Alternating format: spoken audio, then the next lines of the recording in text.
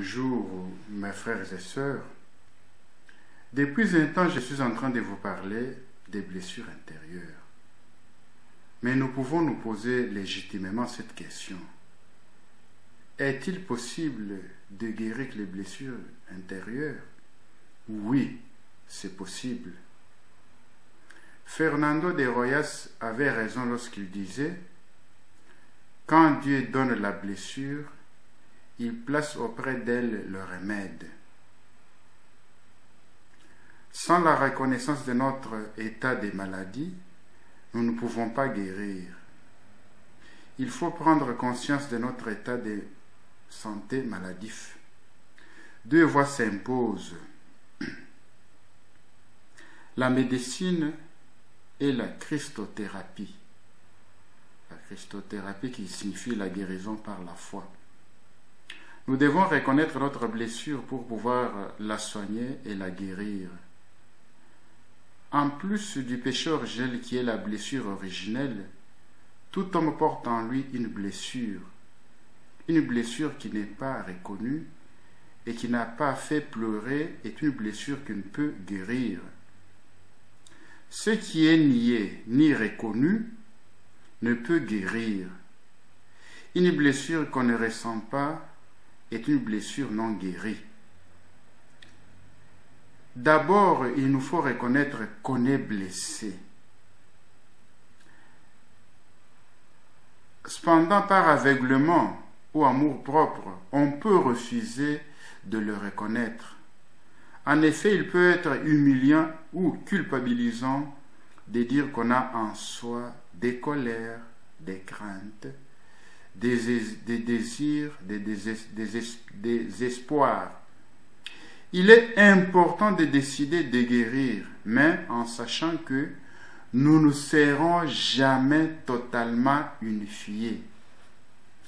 La puissance des moyens humains est limitée, mais celle du Seigneur ne l'est pas. Un discernement s'impose. Il ne faut pas tomber dans l'orgueil en pensant guérir tout seul, ni vouloir guérir par des mauvais moyens, en s'adressant aux personnes non adaptées qui, au lieu de cicatriser notre blessure, mais l'infectent davantage.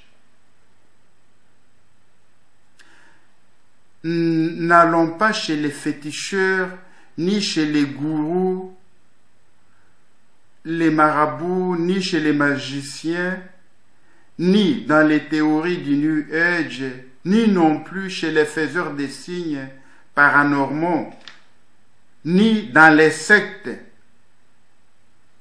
ni non plus dans la philosophie et les religions orientales, avec les yogas ou les reiki pour trouver solution à nos blessures intérieures et même à nos problèmes existentiels.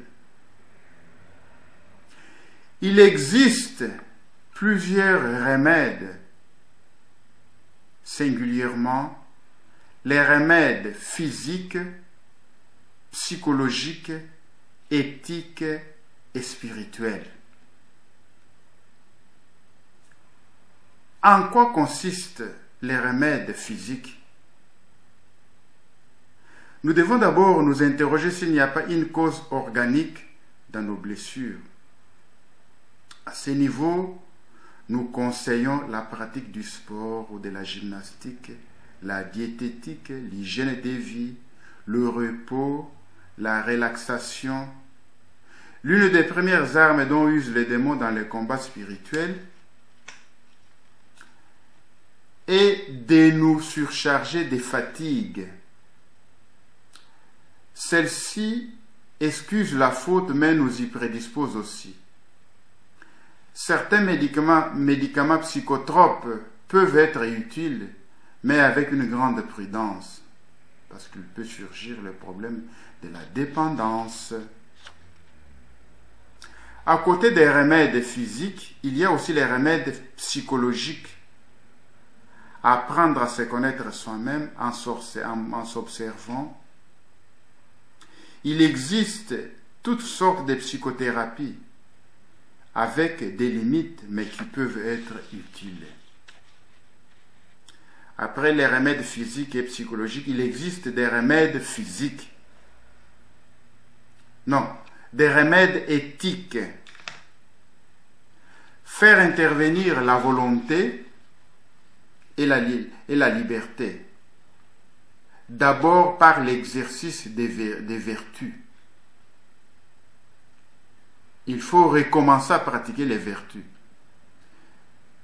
Les vertus cardinales et les vertus théologales.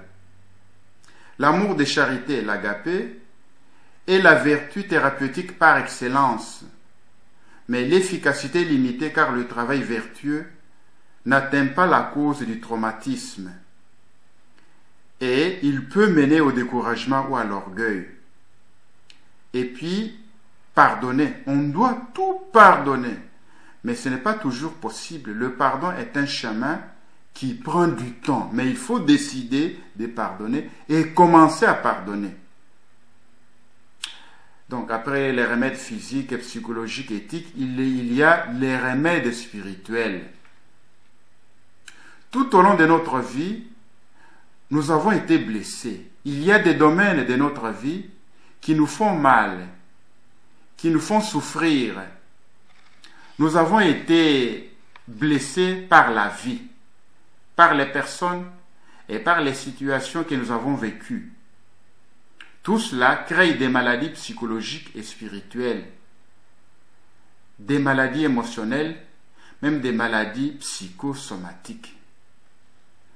Tant que nous ne serons pas guéris, notre vie sera continuellement troublée par nos blessures émotionnelles.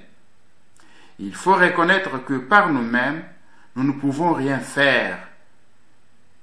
Jean chapitre 15, verset 5. Ne nous leurrons pas.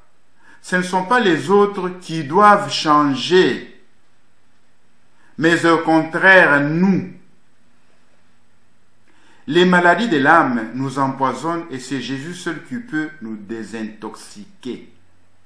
Et quand Jésus nous guérit, il nous procure la paix et la joie, les signes de la présence de son Esprit Saint.